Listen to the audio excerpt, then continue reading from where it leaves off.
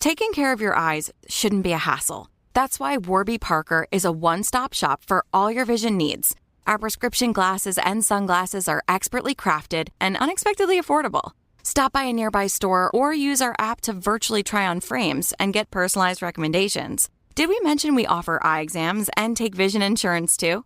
For everything you need to see, head to your nearest Warby Parker store or visit warbyparker.com today. That's warbyparker.com. What's up? It's Sean Linda from Two Black Guys with Good Credit. If managed supply runs is still on your to-do list, here's your science upgrade. Walmart Business has the tech, tools, and services that make it ridiculously easy to stock up for your office or team.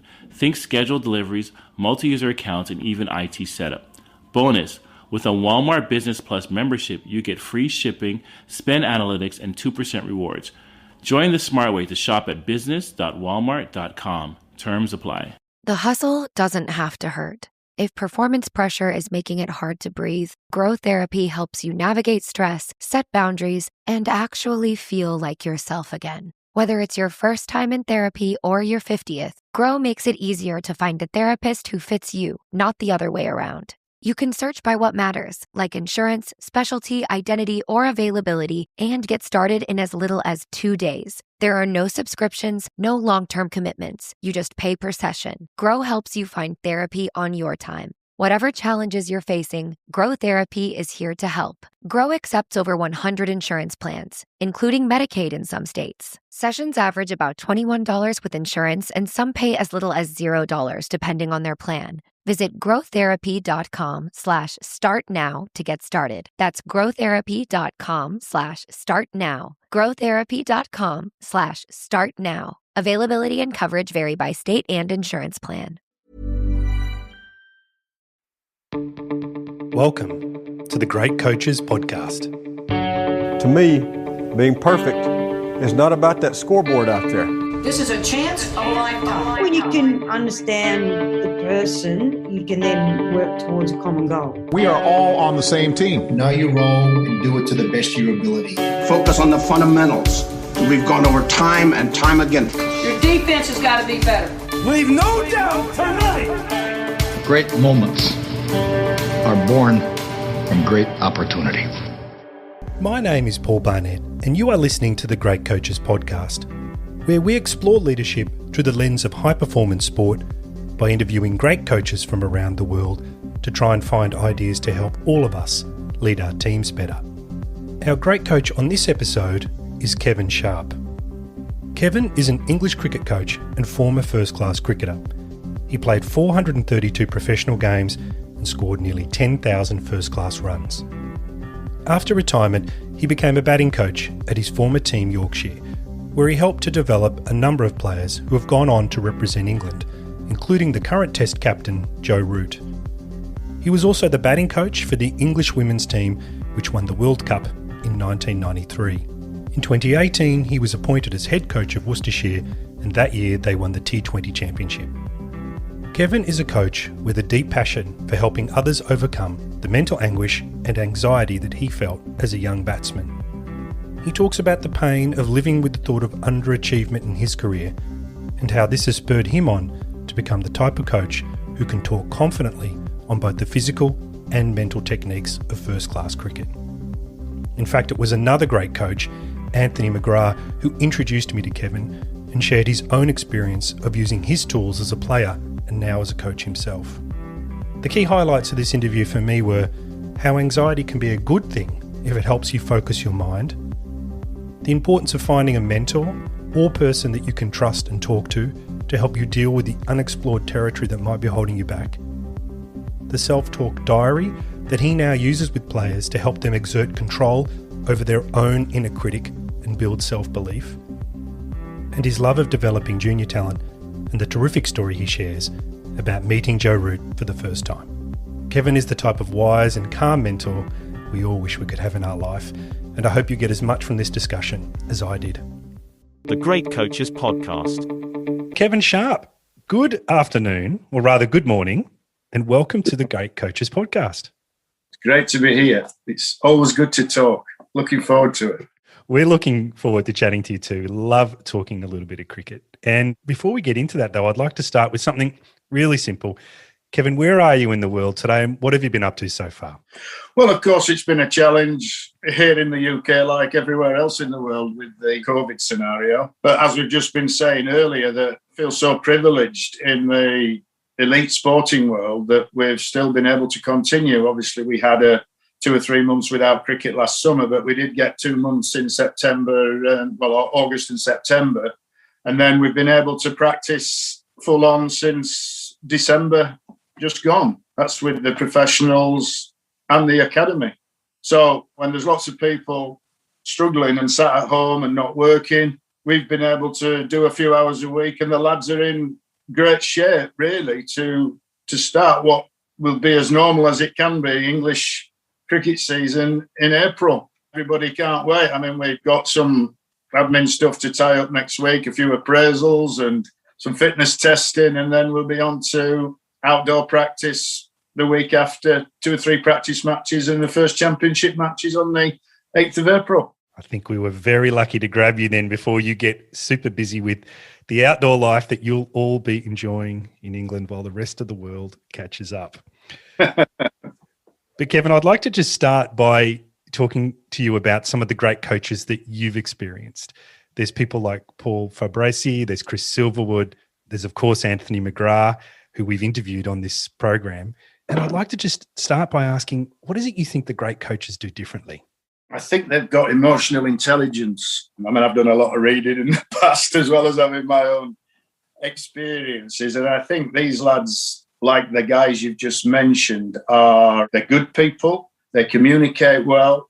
And I think that they're very good at building excellent cultures and environments, healthy ones, where people are happy and they enjoy turning up for work. And these lads have got good humour. They've got experience. They've all done their homework. CPD is something that I think is really important for all coaches. And these lads will go out and grab all those experiences and talk to others, communicate with others, get the best from others, and they'll relate that back to their group. But having known, I know probably Silvers and Mags a bit more than Farps, but they're just good to be around and people gravitate towards them. They want to talk to them. They want to communicate. They want to hear their stories. I think for me, underlying all this, I mean, this is very much one of my philosophies of coaching as well, is about building trust and good relationships, because I believe that if you can do that with players, you can take it anywhere. You can chastise, you can put your arm around them, you can take it anywhere. And I know that coaching one-to-one is different to coaching a team, because everybody's different in a team. However, I think the great coach would understand that, and he would know each individual, and he would have an idea on how to communicate with each person. From my own experiences, I mean, with some players, I would talk a lot. We'd sit down and talk. With other players, we might just be the odd word. There's still a healthy respect there. So that would be kind of, for me, the foundations. I made 1 or 2 notes here, because your questions are quite challenging, Paul. So I have made them, just trying to just quickly have a look at my notes to make sure I haven't sort of missed anything there. But there is one thing that I did, a couple of things. One is they're great listeners. This is something I learned very much in the early part of my coaching career. I was told by a great guy called Gordon Lord, who ran ECB Coach Education for many years. When I first did my advanced coaching award and I was doing my exams, he said, "Kev, you're a good talker, but you don't listen very well." And I said, "Right." And that was something I learned very early in the piece, is about hearing what people say. That's not always easy, especially if you're a talker. The other thing I got written down here was they give ownership and trust, not to just the players, but perhaps the coaching team around them as well. And that's something, perhaps one of your questions later in the piece, I know one of your questions was about when Worcestershire won the T20 a couple of years ago and when I was head coach. And I think that giving trust to others and not breathing down their necks, trusting them to do the job, is also breeds motivation and confidence in other people. Well, we'll build up to that Worcestershire question if that's okay, because I'd like to lay the foundation a little bit first, because I've got this great quote that I found and I'd like to read it back to you before I ask the question. And it says, "If you were to ask me what I enjoy most, I do love being the batting coach. but also what I call the cradle to grave stuff. And it got me thinking, could you explain what the cradle to grave stuff is and why you enjoy it so much? Well, I can give you a fantastic example. And he's out in India at the minute, the England Test captain, Mr. Root. And before I'd like to talk about Joe a little bit, because I knew him from 12-year-old, and it was very special the day he kind of walked through the door. So, but we'll go on to that. But I think the cradle to the grave, what I love is, I've had different jobs in cricket. I've been the batting coach, I've been the second team coach, I've been the first team coach, I've been the head coach. But probably where I've been most suited and at my best is right in the middle of a club where I'm probably not the lead coach, but it's almost where I've had a foot in the players' camp and also the coaches' camp. And perhaps my personality suits that. So it's kind of like you get the trust and respect of the players, but also you've got your relationship with your own coaches. And I know I've had experiences where, particularly early on in my career, where the lead coach wanted me to share information that some of the players had shared with me, and I wouldn't do it. I said, it's not to do with you. But this cradle to the grave, going back to that, Paul, is I absolutely love seeing the young guy turn up at 12-year-old into the system, into the youth system, and being part of their journey of going from youth cricket into academy cricket, into second 11 cricket, into first team cricket, and then seeing on flourish and go on and for some play international cricket. Young Joe walked through the door at 12 years old, was about 3 foot tall, blonde hair, good looking little kid, big smile on his face. And I'd never met him up to then. What had happened with him is he'd been put on a scholarship by the youth coaches, and scholarship was really a sort of a recognition of talent, bit of free kit, that sort of stuff, and we think you're a good player and show us what you can do. So I was actually batting coach at Yorkshire at the time when Joe first turned up. So what I did was any young player who came on a scholarship, I would invite them to Headingley, meet them, have a chat, and if they wanted to do some work in the nets, that's great. And we get to know each other. And I wanted to make them feel welcome at the club.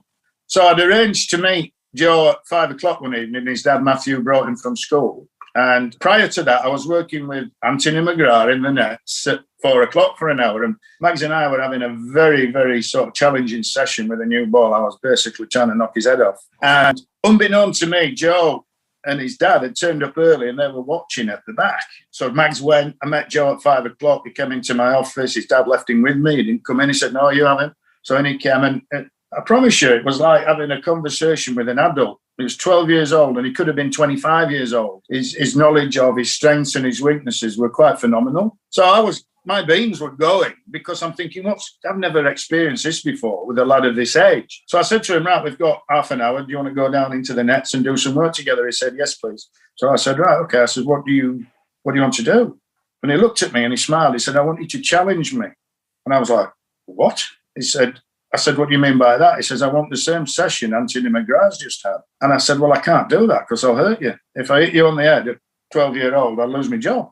And he said, no, I'll be all right. So I was like sort of bursting at the seams. I'm thinking, what is going on? So we got down on the shop floor, set a pitch up 8 yards, new ball, 3 slips, gully, short leg. And I threw at him and I could throw then. And he was just technically superb. And the little voice said, bouncing, bowl him a bouncer. And the other voice said, no, you can't do that, you'll hurt him. And then I bowled him a bouncer. The voice came back, so I bowled him a bouncer. And he swayed out the way of it. He smiled and he nodded and he looked at me and he said, that were a good ball, wasn't it? And I knew straight away that we got something special. And I can remember saying to the academy coach after that, I think this lad will open the batting for Yorkshire one day. The rest is sort of history. So it was great to be part of his journey. And when I left the club, it just started to play first-class cricket then. So it was great to be part of that sort of 12-year-old to 18-year-old journey for him. And I think it's something from that day onwards, it's something I've always been passionate about. The fact is that I love working with the young players as well as the professionals. And when you find someone, we've got lads around who have got some really high potential, and I can't help but want to be there and see them walk out in their debut in a first-class game when you've known them since they were small. So that's what I call the cradle to the grave. Paul, I hope that explains it.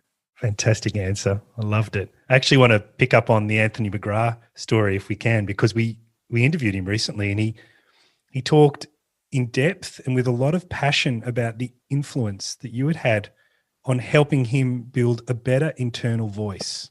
And he described the idea of a self-talk diary and how he had kept one for the rest of his career and how he often shows it to other players.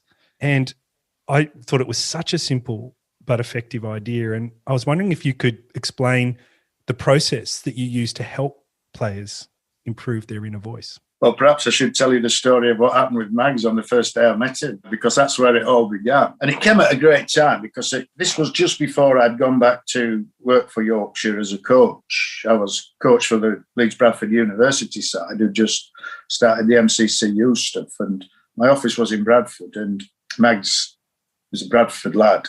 And he came along to see an Aussie mate of his, actually. We were playing an Australian sort of representative side, and Magsy knew one of the Aussie lads, and he came across to see this guy, and we bumped into each other by accident and started chatting. And he asked me if he could come to the uni and could we do some work together.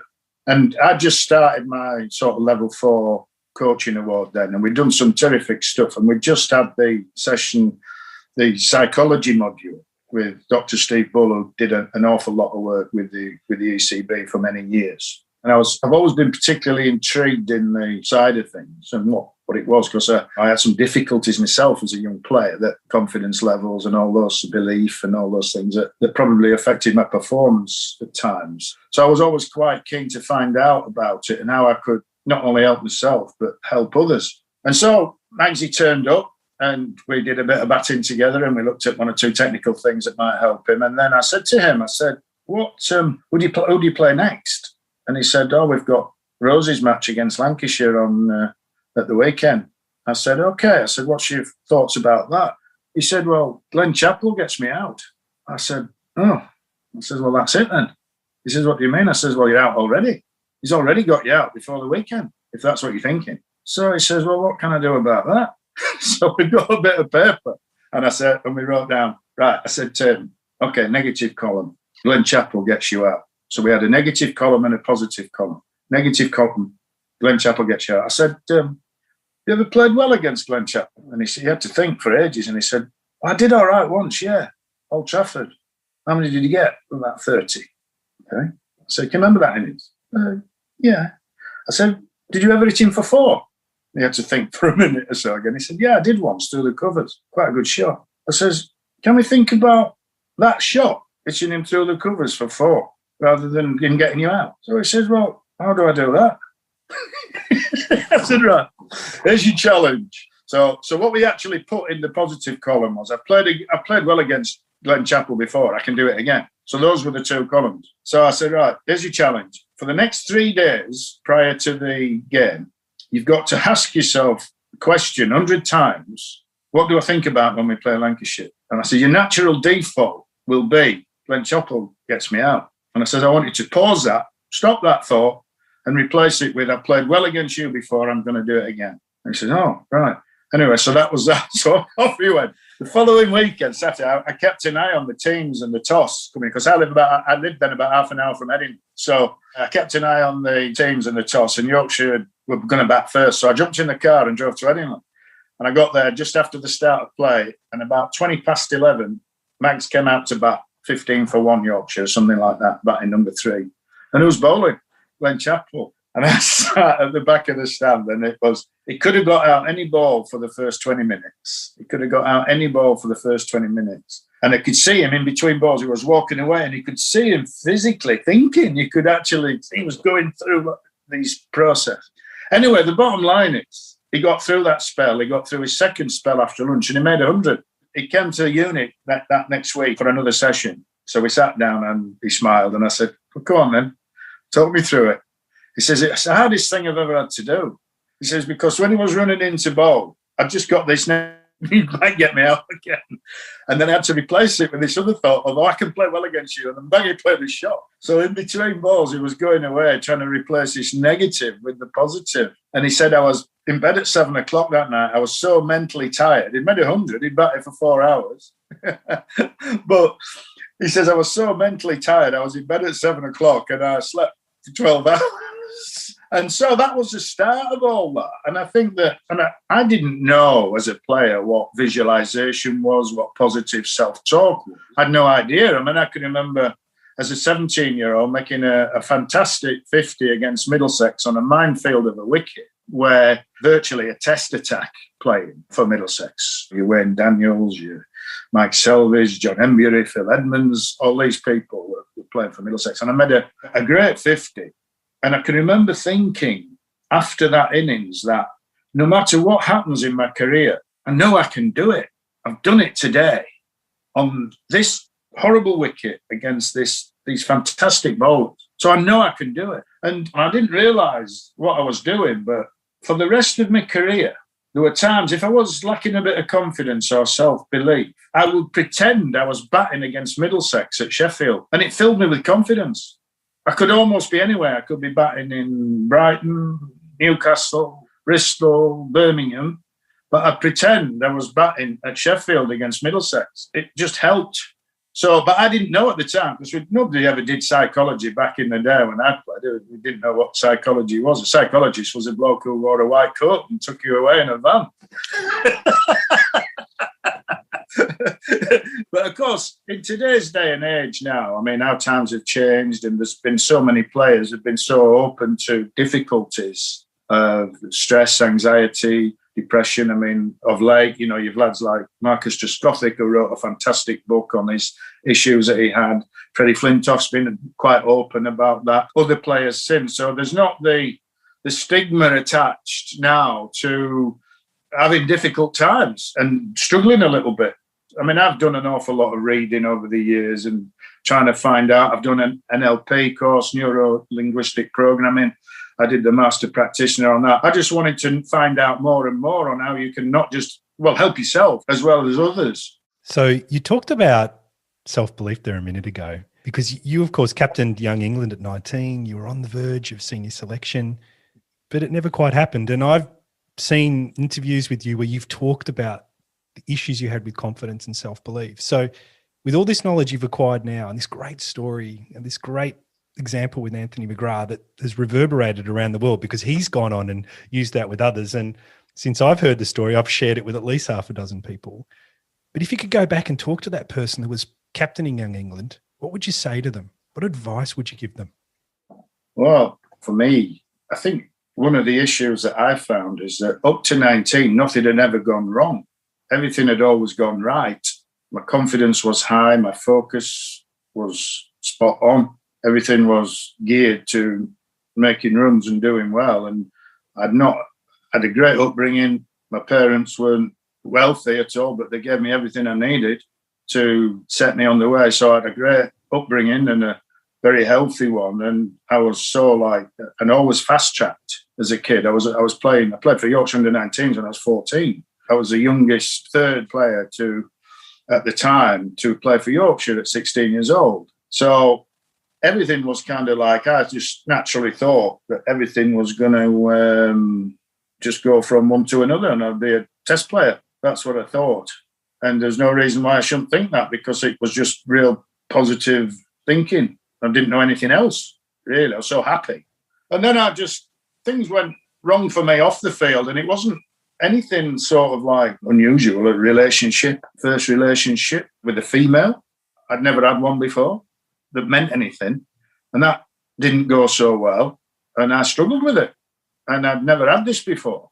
And then it just started kind of affect my performance because my concentration wasn't as good. I didn't feel as confident. I was thinking about other things off the field that affected my kind of performance on it. And that was tough because I didn't know how to handle it. Because I'd never been there before, it was almost like unexplored territory. What do I do about this? And I think in those days, really, there wasn't anyone to talk to, really. You didn't have the lifestyle managers now or sports psychologists that players can relate to and talk to.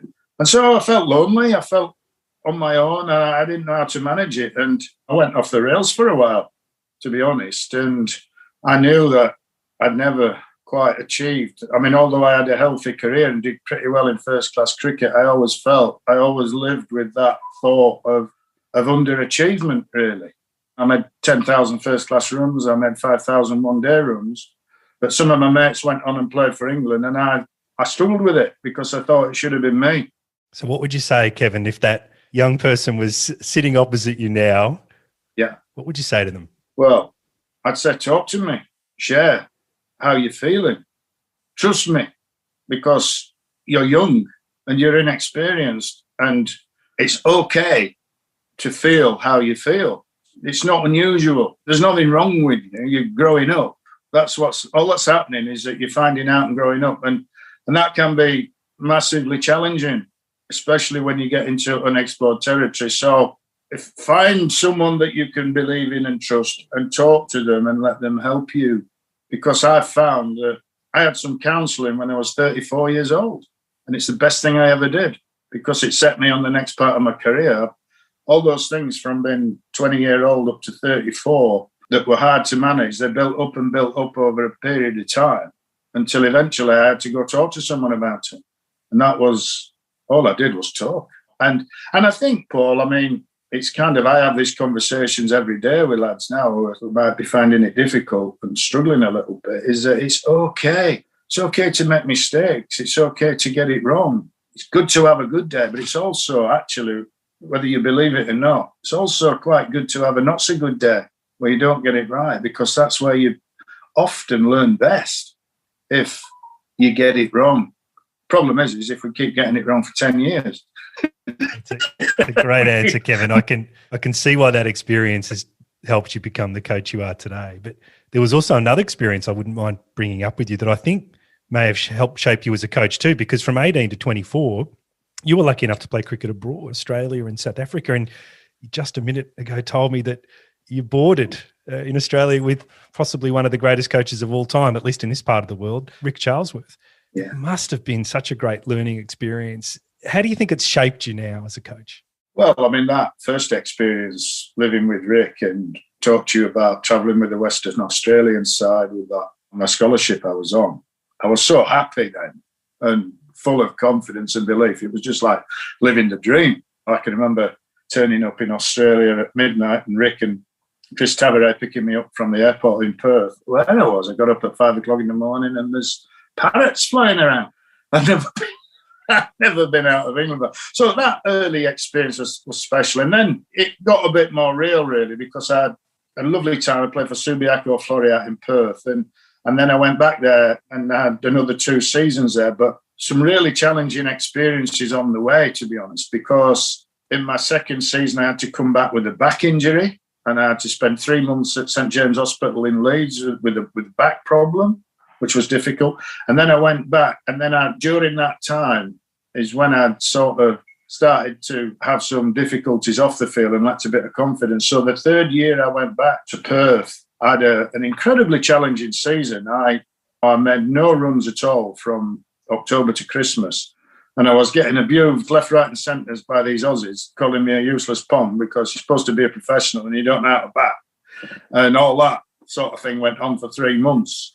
But somehow there was something in there that there was this inner, some sort of resilience building, I think, and an inner belief that said, no, you can do this. And I can remember even over the Christmas period that when it was holiday time, I practiced every day and getting ready for January, that 2 or 3 week break in Australia. And on my first knock in January, I was so nervous, thinking, oh, God, I hope this doesn't happen again. But I made 500s in 7 innings and won the batting average. And I think what I'm trying to say with all this is that being away from home, having to fend for yourself and spending a lot of time on your own, it was quite lonely at times. And then it followed by 3 winters in South Africa where I was in the middle. I worked for De Beers, the diamond company in Kimberley. And it was a quiet place. And I was a young lad of 20, 21 years old, spending hours and hours on my own, playing cricket at weekend. And there wasn't masses to do socially. Fortunately, I made some very good friends at the cricket club and they'd often invite me around for the old braai and all that sort of thing. I think I had to do my own washing at times, and I can remember shrinking my cricket trousers in a washing machine, and not having any for the weekend and having to go to the sports shop and buy some on a Saturday morning before cricket, and just those little life experiences. I think the answer to it all is it built resilience, because it wasn't always hunky dory, if you like. It wasn't always fun, although there's some great times in there.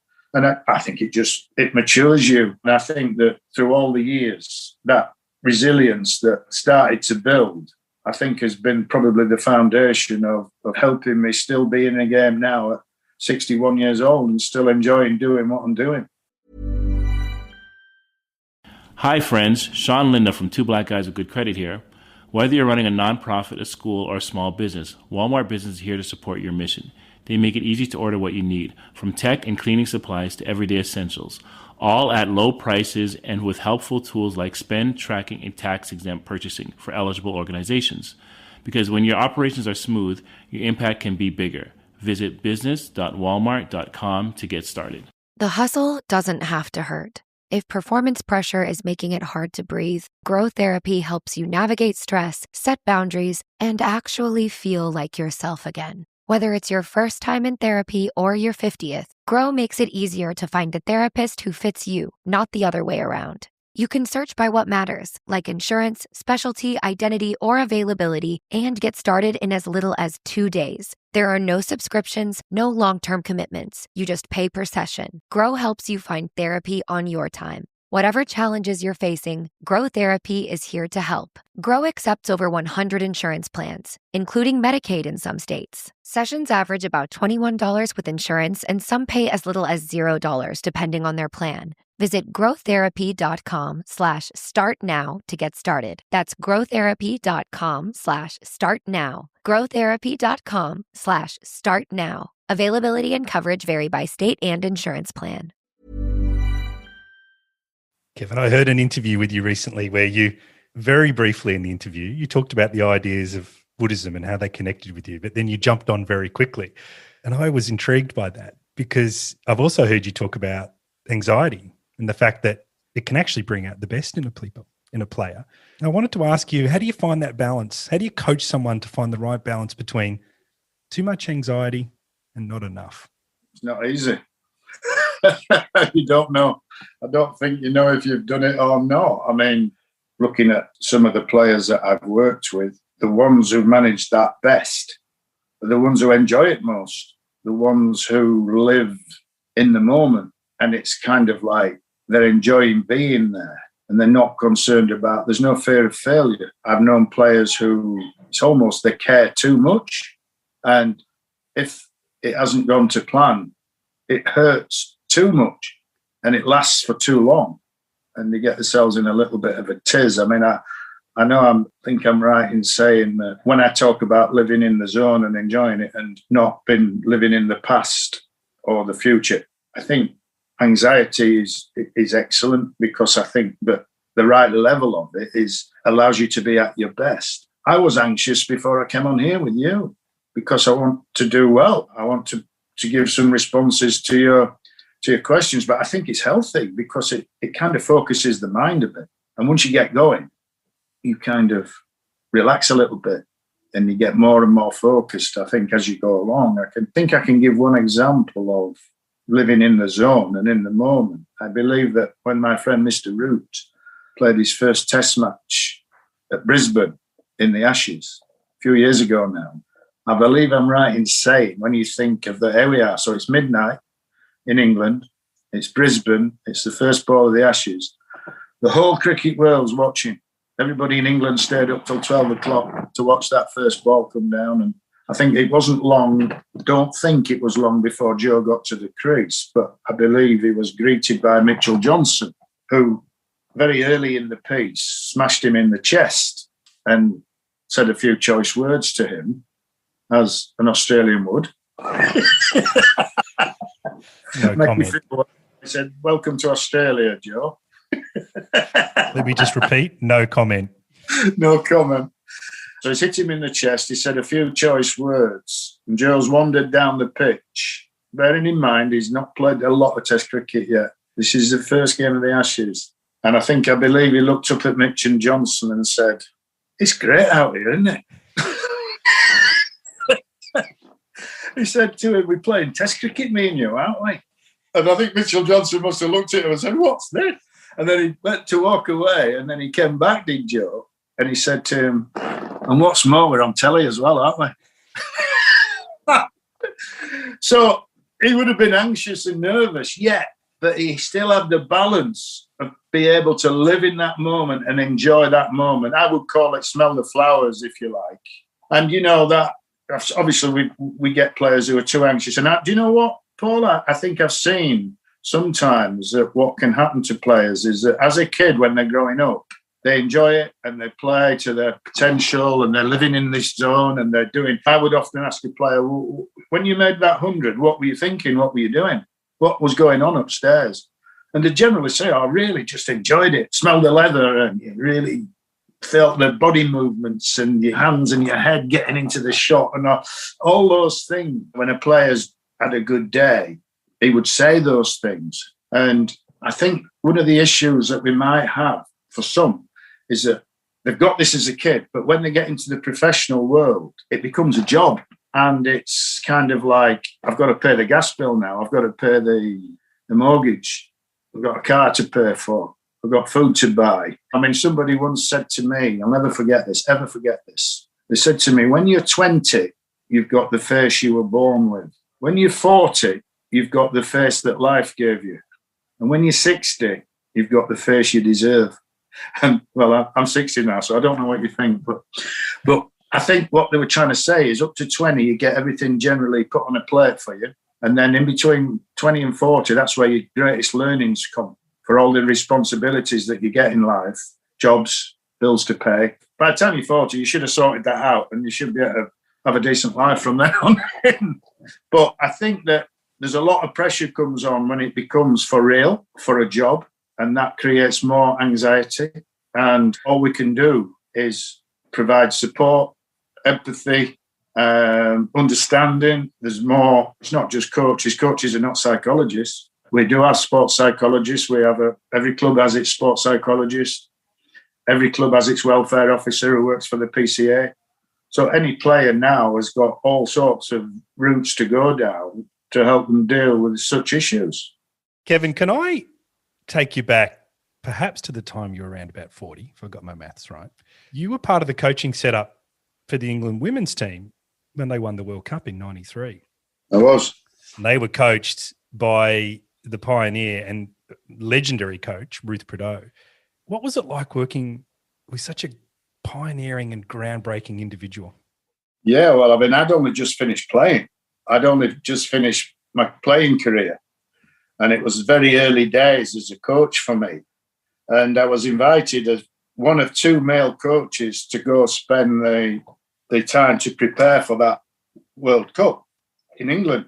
You know, I was pretty, naive as a coach. And when I first met Ruth, she just had presence. That's the best thing I could say. She was kind of like so respected. When she spoke, you listened. Everybody listened, but she'd got such a nice manner about her that she created that culture and environment that we talked about earlier. You felt as though you were part. She made you feel part of a team. She gave you that trust and ownership that the other coaches have done that we talked about. So you felt really kind of like responsible and playing your part. She allowed fun, laughter. However, it had to be professional. So fun and laughter was at the right time, not at the wrong time. Because when it comes down to training and practice and preparation, get on with it now. But she didn't almost have to say that. You knew it.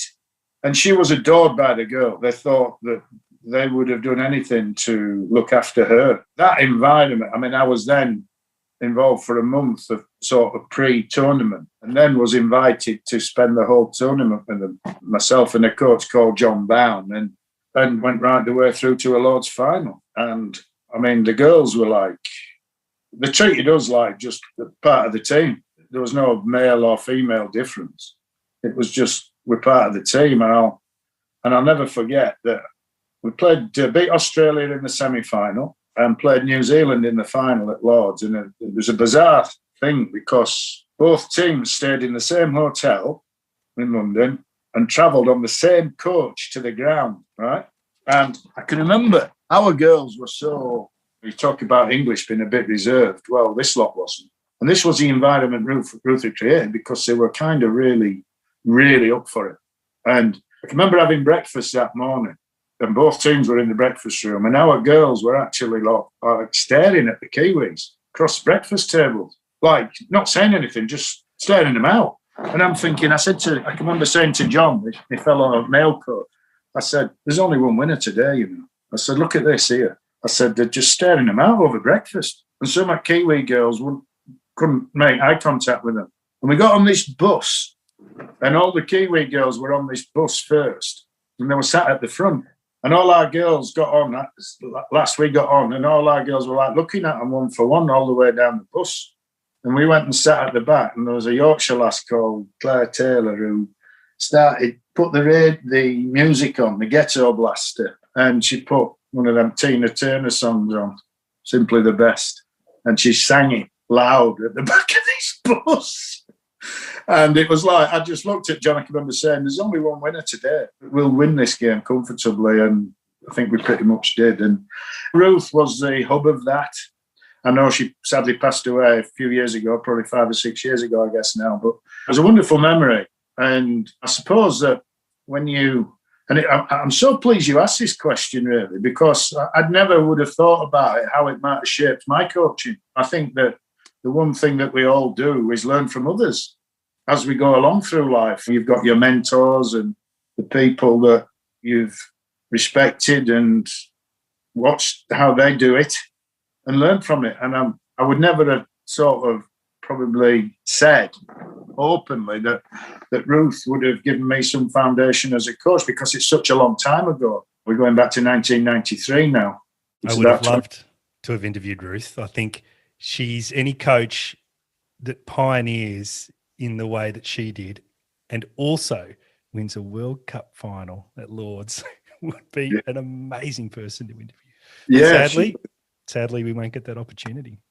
No. But talking about championships, you started off at the start by saying 2018, you're coaching Worcester and the T20 team win the championship.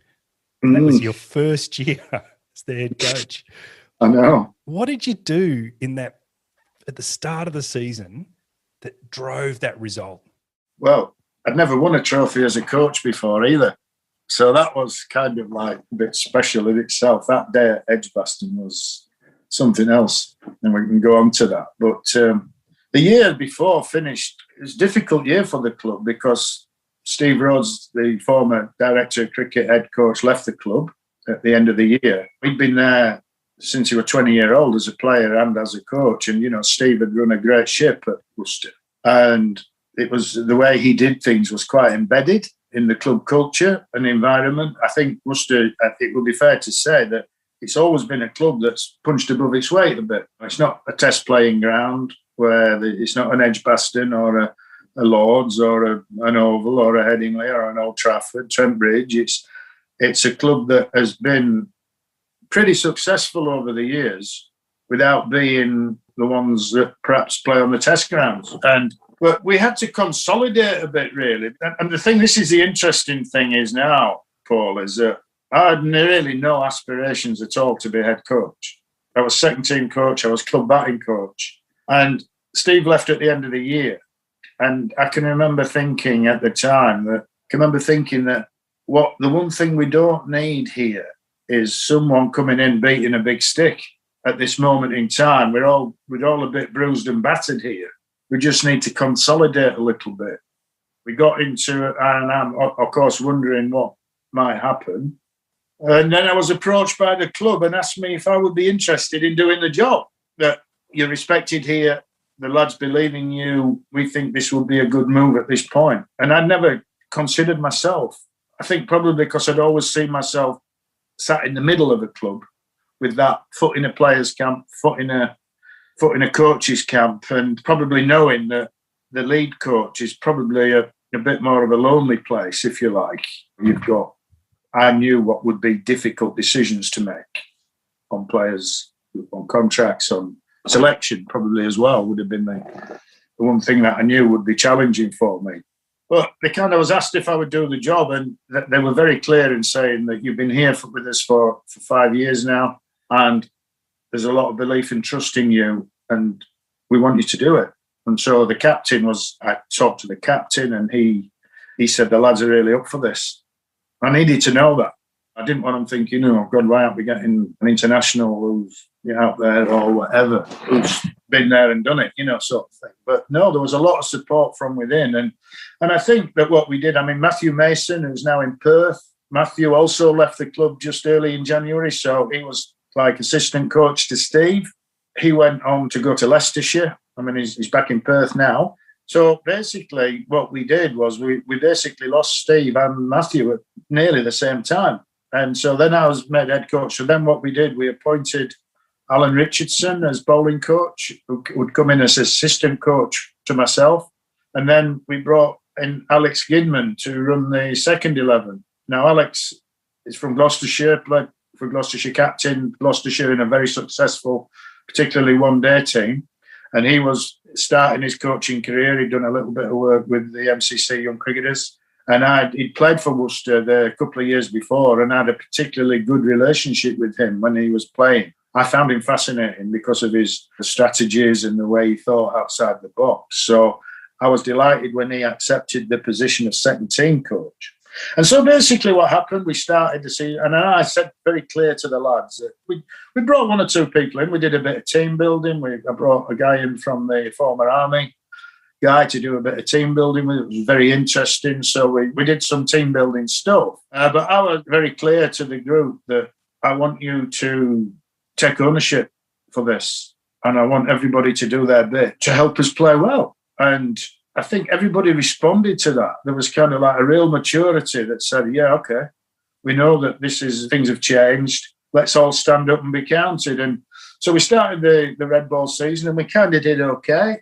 And then when we got round to the 50 over comp, I started to bring Alex Gidman into the fold to start to help run sessions because of his experience in one-day cricket with Boston and been captain and his leadership skills. And pretty much through the 50 over comp, Alan and Alex pretty much ran the prep, the warm-ups, and I became I don't know what you'd call it, the lead father figure, if you like, and allowing these guys to really develop and express themselves. And I watched it and I thought, God, these guys are doing a good job here.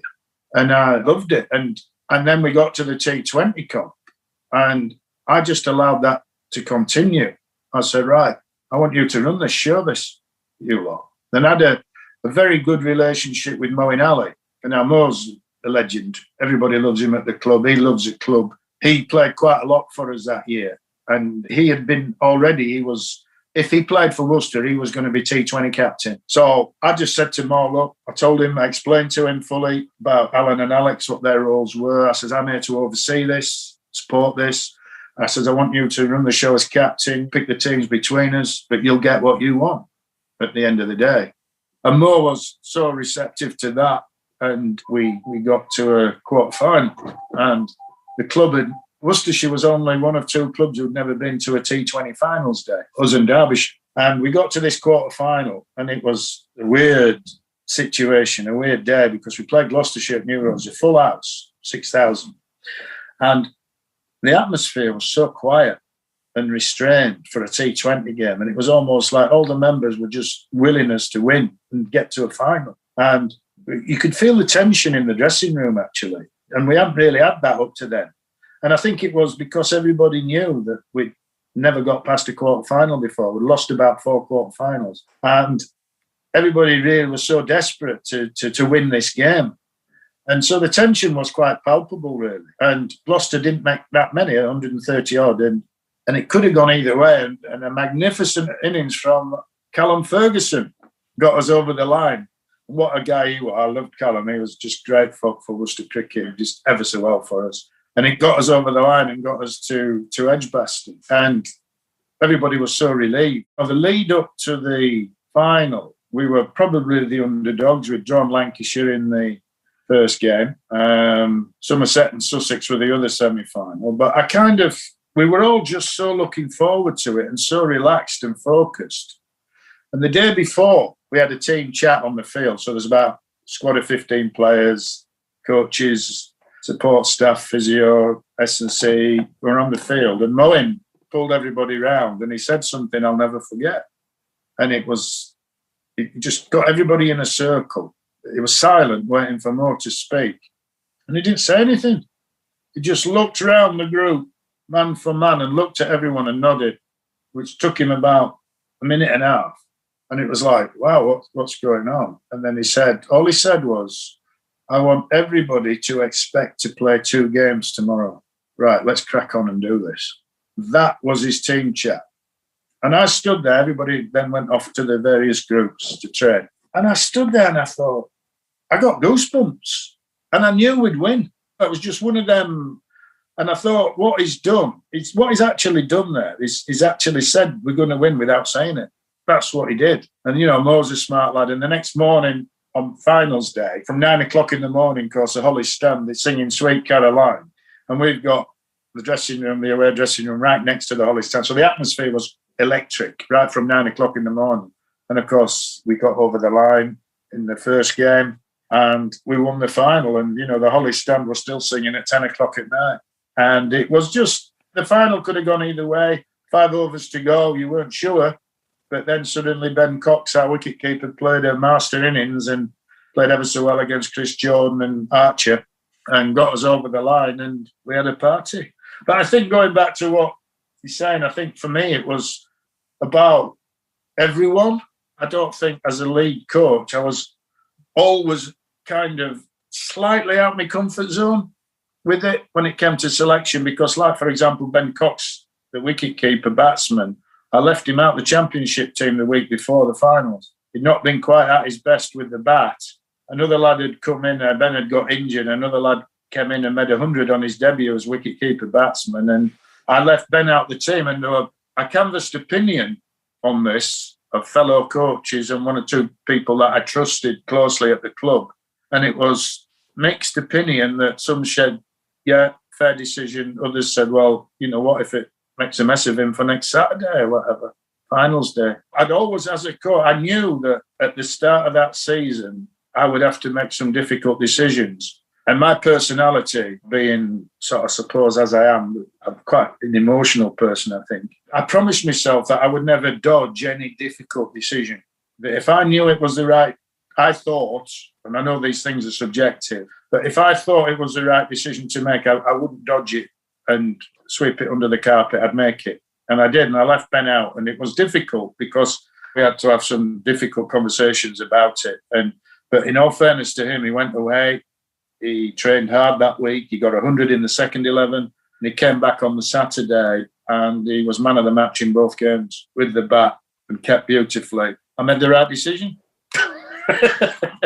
Now, speaking about batting, you are an elite batting coach, and there are a few batsmen out there with very quirky styles that are proving successful. The most notable example is Steve Smith. What do you think about batsmen with quirky or different styles? Well, I admire it. You wouldn't teach it, but I admire it. And do you know what it brings me back to watching Steve Smith bat? A few years ago, I did some research on Sir Donald Bradman.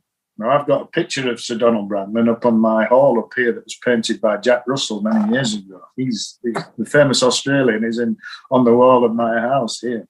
I did some research on this fella, Sir Donald Bradman, and of course, he grew up with a golf ball and a stump in his home in Australia where I believe he threw the ball against the wall, the golf ball against the wall, and his stump with his bottom hand, he'd pick it up and he'd pull it out to point and bring it back round, and then he'd put his top hand on and play the golf ball with the stump.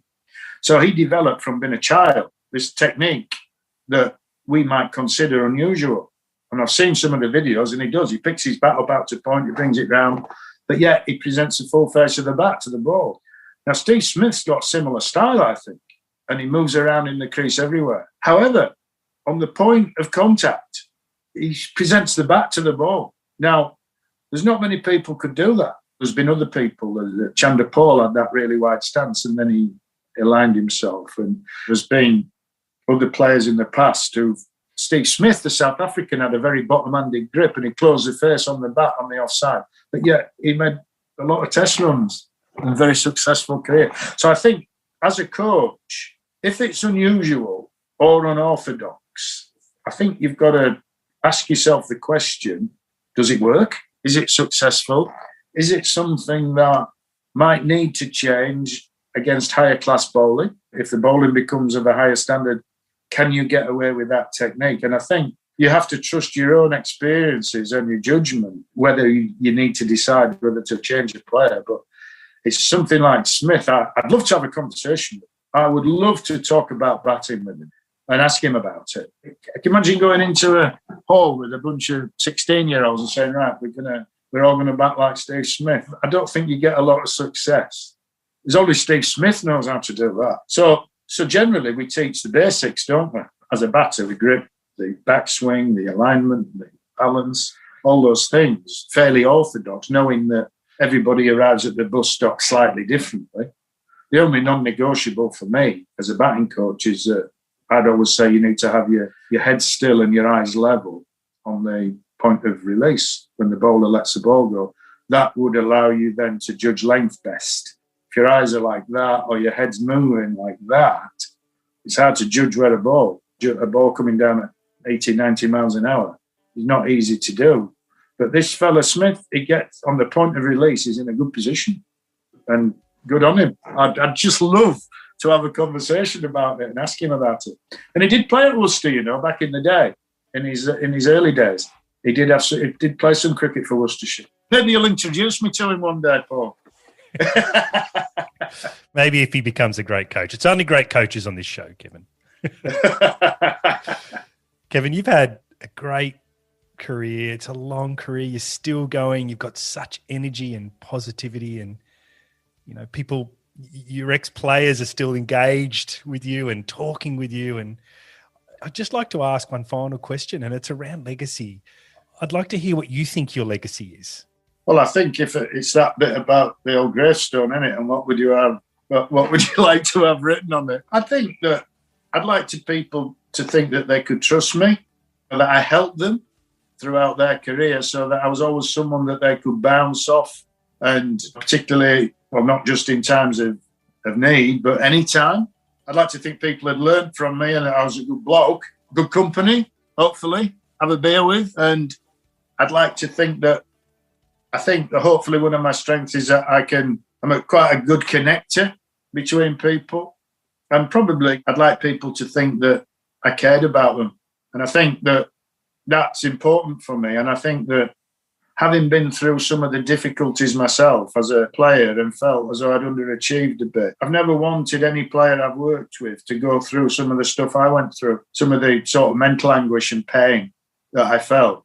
So I'd like, hopefully I can recognise it if someone is in a place where they need some support. Well, I'd like to challenge you if I could, because there's a word you didn't mention there, and it's a word I think that flows through your story from that time when you were younger through to the work with Anthony McGrath, through to that wonderful story you just shared about Worcester and how you stepped back and empowered the players. And I think the word is self-belief.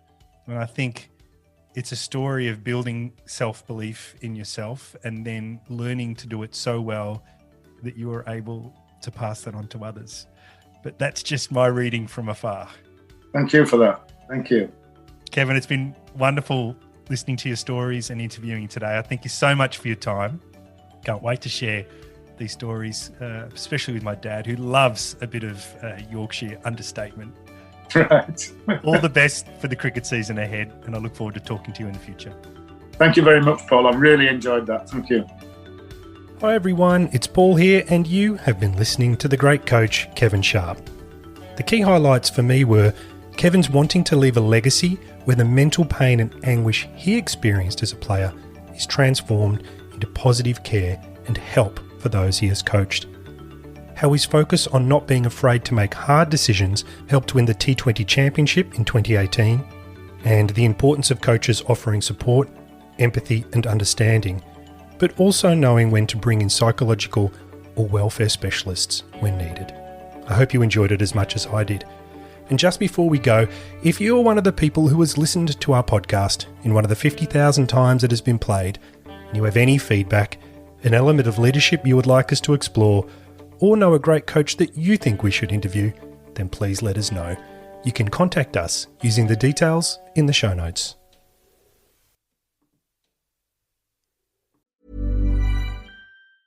AI is transforming customer service. It's real and it works. And with Finn, we've built the #1 AI agent for customer service. We're seeing lots of cases where it's solving up to 90% of real queries for real businesses. This includes the real-world, complex stuff like issuing a refund or cancelling an order. And we also see it when Finn goes up against competitors. It's top of all the performance benchmarks, top of the G2 leaderboard, and if you're not happy, we'll refund you up to $1 million, which I think says it all. Check it out for yourself at fin.ai. There's one place for the newest drops in wellness and performance, and the biggest sale of the year. It's The Drop by GNC, curating the best of what's new, handpicked by the pros who know what works. And right now, get it all, buy one, get one 50% off during the semi-annual Live Well sale. From crushing workouts to leveling up your nutrition and everything in between, get the best deals on the latest innovations. All the newness is all on sale right now during the Live Well sale on The Drop by GNC. Shipping, billing, admin, payroll, marketing. You're managing all the things, so why waste time sending important documents the old-fashioned way? Mail and ship when you want, how you want with Stamps.com. Print postage on demand 24/7 and schedule pickups from your office or home. Save up to 90% with automated rate shopping. That's why over 1 million small businesses trust Stamps.com. Go to Stamps.com and use code PODCAST to try Stamps.com risk-free for 60 days.